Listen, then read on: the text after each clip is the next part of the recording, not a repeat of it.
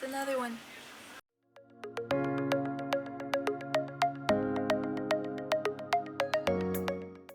Hello everybody, welcome to another video. My name is Infiniti and this is channel chat 101. If you're new here, I am the face, the voice, and the hands behind all the content here under Infiniti Crafting Co. and behind the blog InfinityCraftingCompany.com. Today I will be talking about my I have one finished object that I will not shut up about, and I have several WIPs that I am actively working on, and some of them have taken a back burner. I also want to get into some of my fall project planning. I almost said content planning. Fall project planning. I have a couple in mind. One of them is a WIP from yesteryear, so I'm looking forward to finishing that whenever. I'm also going to be answering your questions that you've sent me in from Instagram and here on YouTube. So we're just going to dive into this. You guys know I came back on July 10th and I posted my Genesis top pattern on July 11th. So that is my finished object that I'm still gloating about. I have yet to go outside. It has been so hot here in Missouri. I've been outside, but not for pictures because it's off the shoulder and I don't want to burn. So it's been ridiculously hot here, and yeah, it's just not optimal weather for picture taking. Because last summer I was out in the yard, and when I finished the Mountain Forager shrug thing, I took pictures out there, but it was like 80-ish, 85-ish, 90 degrees, something like that. But it's been 100, 103, 105 with high heat indexes. So, you know, probably not the best idea to be running around taking pictures. I don't want my camera getting overheated and all that. So, you know, fun times. You have to kind of play with the weather. It's supposed to be rainy next week, so we'll just see what happens with this.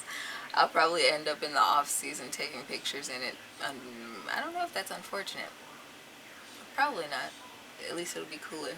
But anyway, active WIPs. So way back in probably April, I started doing this design, and I released a spin-off pattern for it back in June while I was on break.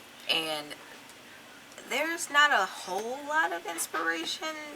Well, there's not a solid, you know, story behind this cardigan. It was something I thought up a few years ago, and every now and again the design would come back to mind. And I finally just started exploring it this year, because I have gotten my hands on some Lion Brand Tribu. So the entire project is made out of that fabric, and I love it so much. It's rayon. It's made out of bamboo from rayon, and I like bamboo cotton a lot. When I first started crocheting all those years ago, I worked with a lot of bamboo cotton, silky feeling on my skin and to my nails, because regular cotton is just kind of weird to work with texturally for me. So bamboo cotton is always a go-to if I want to work with cotton in general. But from time to time I do end up using regular cotton, but it's so far and in between.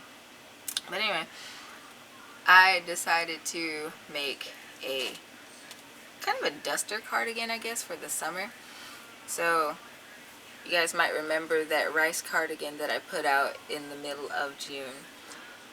That was the body part, and then from there you just have all these circle motifs. So the bottom duster portion is actually finished.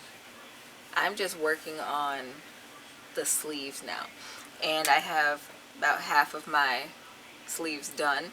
Currently I'm working on my red circles. You guys saw those, probably 4 rows of red circles I got going on. So all of them are different sizes, going from small to extra large size circles, and right now I'm working on the large size ones.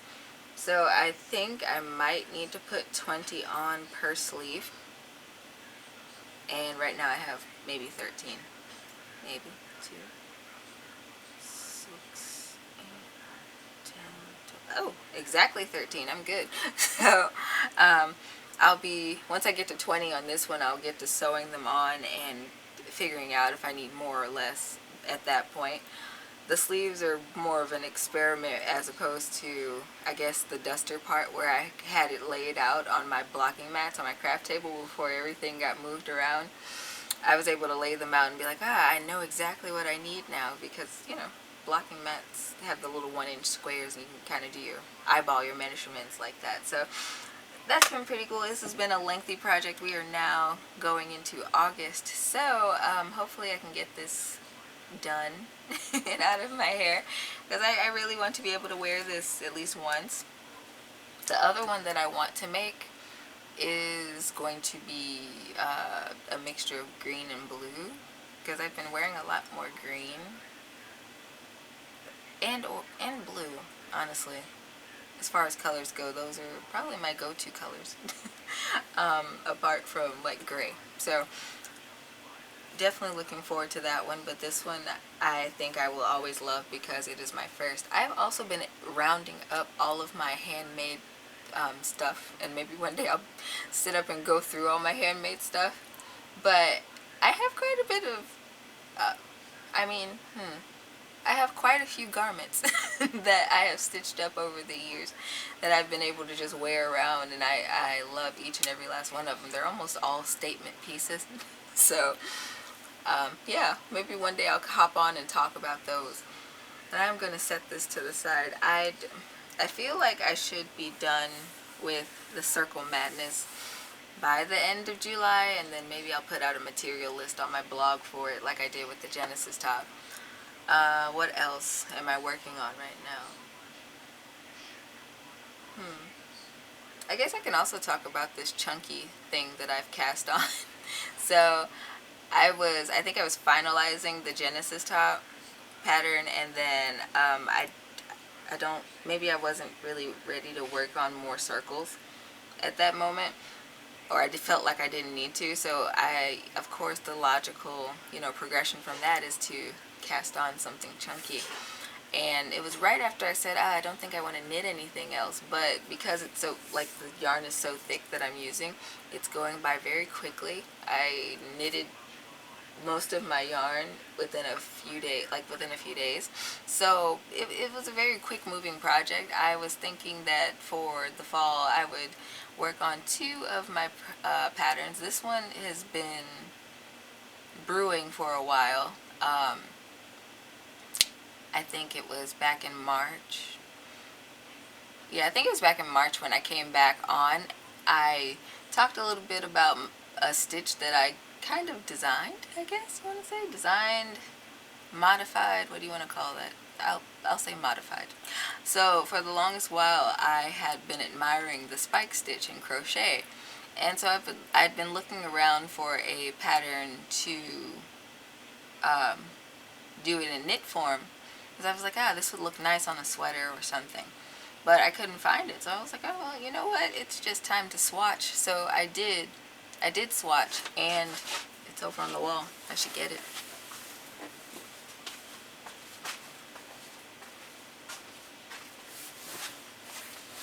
So I was able to kind of do it with a thinner yarn, and I was like, this is interesting. It would make a nice sweater, I think, for winter, especially this color combination. But nevertheless, I enjoyed how it turned out, and this was back in March.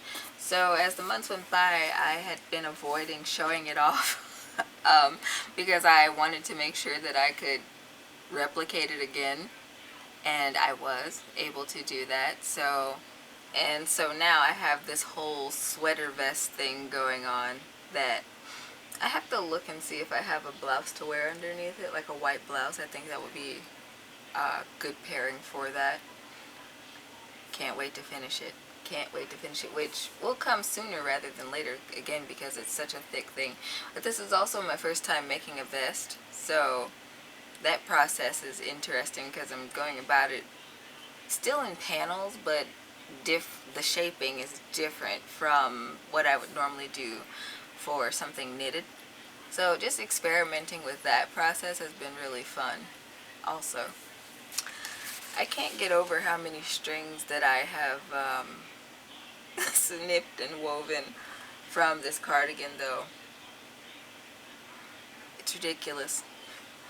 But I think some of the best projects are ridiculous, so because that's why I continue to make them. I've also been working on little things around the studio, putting stuff together. I got a cart recently to roll around because the space on my table is no longer sufficient. Well, I shouldn't say that. It's not sufficient when I'm working on several projects at once. So I got a little cart to store the extra stuff that I usually keep on my craft table. But I have recently been caking up some yarn that I have. I have this lace peekaboo lace weight from Darn Good Yarn. I have 3 skeins of it from last Christmas. I have plans for one last summer project with this. Of course, it's going to be a garment. I don't know why I like to smell the yarn, but anyway. So I've been working on caking this up as I float between projects. Yes. So here I have the front portion of that back piece that's over there on the mannequin, and I played yarn chicken. I lost, so I had to get more of my main color. Interestingly enough, I didn't need as much green as I thought I needed, so that'll be a different project in a different time. But I was just starting to make up the little dip right here. So it's going to decrease and come up to the shoulders, and I'm just going to have to sew everything together, because I realized that I could make it all in one round piece,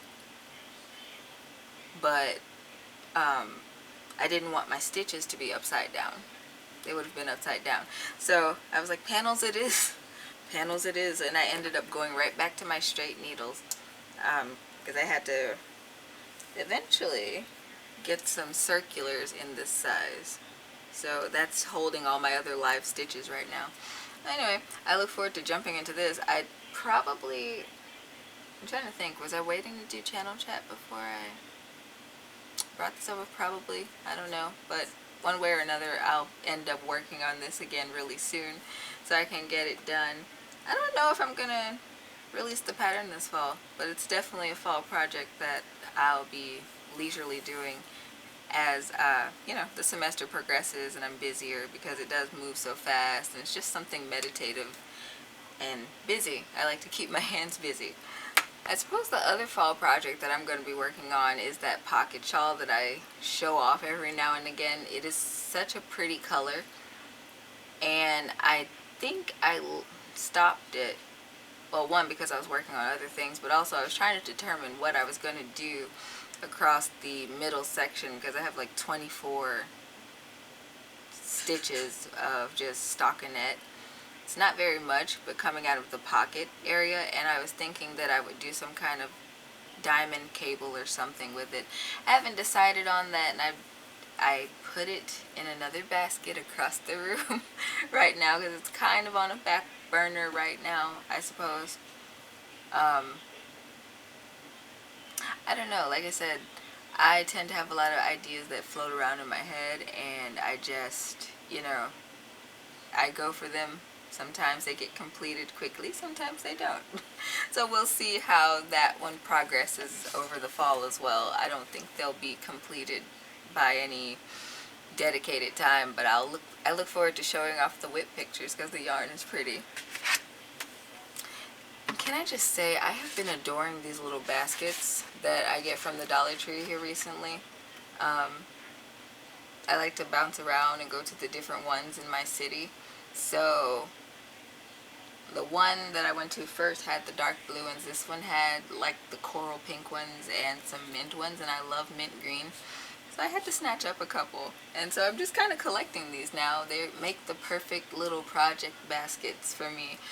So it's just been really handy organization thing in my mind, because like now I have, one project that I was thinking about, I have that in one of the blue baskets, and then the other one is collecting my scraps, and then I have the mint green one with my sweater in it. And this one's just empty for now.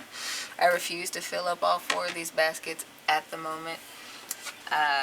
I think I would feel overwhelmed by all the unfinished projects just surrounding me, closing me in. I don't need all that drama.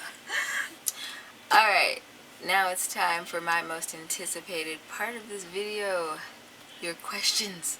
So I had questions to come in from both the community tab and on Instagram, so thank you guys for submitting them. My first question comes from Tiffany Mason, and it reads, "Hi Infiniti, I love watching your videos both here and on Rumble. I was wondering, do you enjoy working with natural fiber yarn? If so, what are your favorites? Also, how do you record your patterns when you create? I do not have a great system for that and was curious on what you do. Thank you very much." Well, thank you, Tiffany, for tuning in on both the channels. That's a good question. Those are good questions. As far as fibers go, most of my stash is acrylic, mostly just because I design so much, but every now and again I do start collecting natural fibers. So I think my most worked with, because I don't necessarily have a favorite, so probably my most worked with natural fibers is wool, of different types, because there's merino, you have superwash merino. I like a good Highland wool, which is what I'm using right now to do my spike stitch sweater. I find that very pleasant. It's not scratchy, it's cuddly, and it's very cozy. So it also doesn't shed. It does not shed.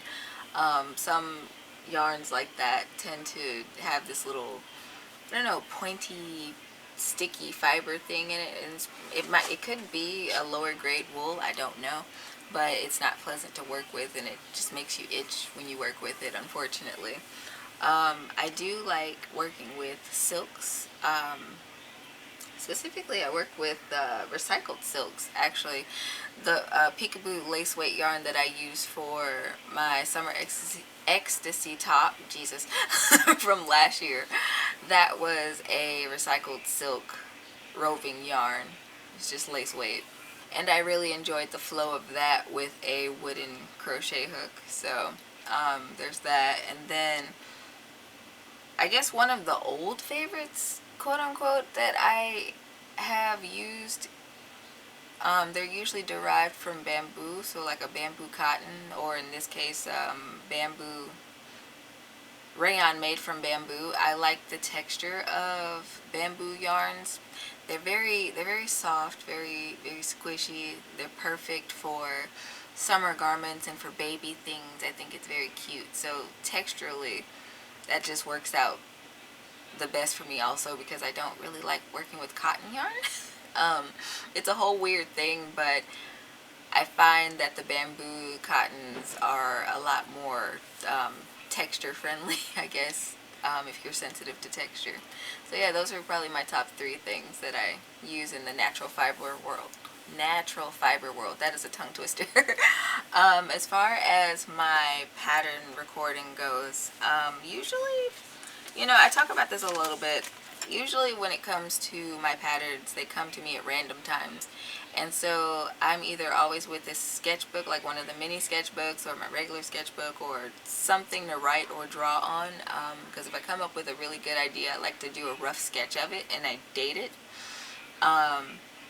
If it's on a random piece of paper, I will attach it to a larger piece of paper that can go into a binder, because I do have this binder that is very old, actually. I started writing patterns and whatnot, or writing down my ideas for my patterns before 2018, and I wanted to have one cohesive place to put them. But once I actually started designing for real, quote unquote, I